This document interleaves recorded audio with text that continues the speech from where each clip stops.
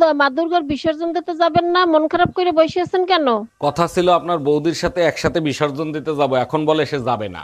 বৌদি না গেলে না যাক, আপনি মন খারাপ করবেন কেন? আপনি একা চলে যান। মন খারাপ আপনার বৌদির স্বপ্নটা পূরণ করতে পারলাম না। সত্যি আপনাদের ভালোবাসা দেখলে হিংসে হয়। তা বৌদি কি স্বপ্ন দেখছে? আপনার বৌদি স্বপ্ন দেখছে মা দুর্গার সাথে তারেও বিসর্জন দিছি। চাচি, একটা গুরুত্বপূর্ণ বিষয় কি জানো? কি? মেয়ে মানুষরা যখন বিয়ে বাড়িতে যায় তখন এক মেয়ে আরেক মেয়ের শাড়ি দেখা জ্বলে, আর পোলারা যখন বিয়ে বাড়িতে যায় একজনে আরেকজনের বউরে দেখা জ্বলে। নমস্কার শাশুড়ি মা, শারদীয় শুভেচ্ছা রইলো। তা কবে আসতেছেন আপনারা? জামাই, মেয়ে বলল তুমি নাকি পূজার মার্কেট করো নাই, কারণ কি? পুজোয় তো আপনি আর শ্বশুর মশাই জামাই বাড়িতে আসবেন, জামাই বাড়িতে কি খালি হাতে আসবেন? অবশ্যই পুজোর মার্কেট করে আসবেন, তার জন্য পুজোর মার্কেট করি নাই। খুব ভালো করেছো জামাই, তোমার শ্বশুরও একই কথা বলছে, জামাই বাড়িতে যাবা, পূজার মার্কেট করা কি দরকার, জামাই তো মার্কেট করে দেবে। এই রুম্পা, মা দুর্গার বিসর্জনের দিন তুমি রেডি হয়ে থাকবা, তোমার বিসর্জনের দিন নিয়ে যাব। পুজো দেখতে নিয়ে গেলেন না, হঠাৎ বিসর্জনের দিন নিয়ে যাবো, মতলব কি তোমার? আরে বোকা, বিসর্জনের দিনই তো বেশি আনন্দ হয়, তাই তো তোমারে নিয়ে যাব।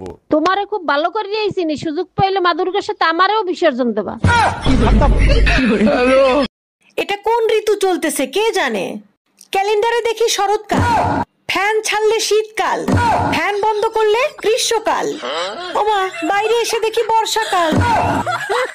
এই কই তুমি, এক গ্লাস পানি দাও তো, আজ 4-5 দিন ধরে বুকে ব্যথা করতেছে। 4-5 দিন ধরে তোমার বুকে ব্যথা করতেছে, আর আজকে তুমি আমারে বলতিছো 1 মিনিট দাঁড়াও। আরে ডাক্তারের ফোন দেয়া লাগবে না, গ্যাসের ব্যথা এমনি এমনি ঠিক হয়ে যাবে। হ্যালো ইন্স্যুরেন্স কোম্পানি, শিগগিরই বাসায় আসেন, 50 লাখ টাকার একটা লাইফ ইন্স্যুরেন্স করাবো। এই মানুষ এত কথা কেন বলো তুমি? আমার মা বোন যত কথা বলবে মুখে তালা দিয়ে রাখবা, বুঝছো? মুখে সবসময় তালা দিয়ে রাখবা। মেয়ে মানুষ মানে মুখে তালা। তোমার মা বোন কি বেড়া মানুষ? ওরা বেড়া মানুষ হবে কেন? ওনাদের মুখে বেশি ছেলে। এবার পুজোর কত মার্কেট করছি, তুমি একবার দেখলাও না কি কি মার্কেট করছি। আলমারির ছোট ডয়ারে 50,000 টাকা রাখছিলাম, ওই টাকা কি তুমি নিছো? হ্যাঁ আমি নিছি, ওই টাকা দিয়েই তো সব পুজোর মার্কেট করছি।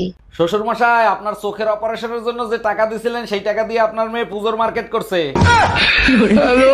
আচ্ছা, আগের জন্মে তুমি কি পুণ্য করে আসছিলা যে আমার মতো এত সুন্দর বউ পাইছো?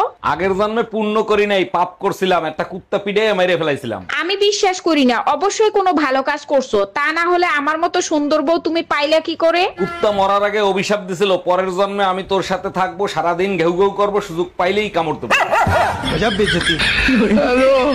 বাসায় কেউ আছেন? এই গরিব ভিখারিকে কিছু দান করেন।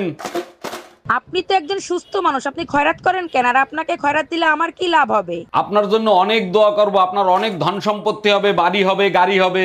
তাইলে এক কাজ করেন, এই দোয়াই আপনি আপনার নিজের জন্য করেন।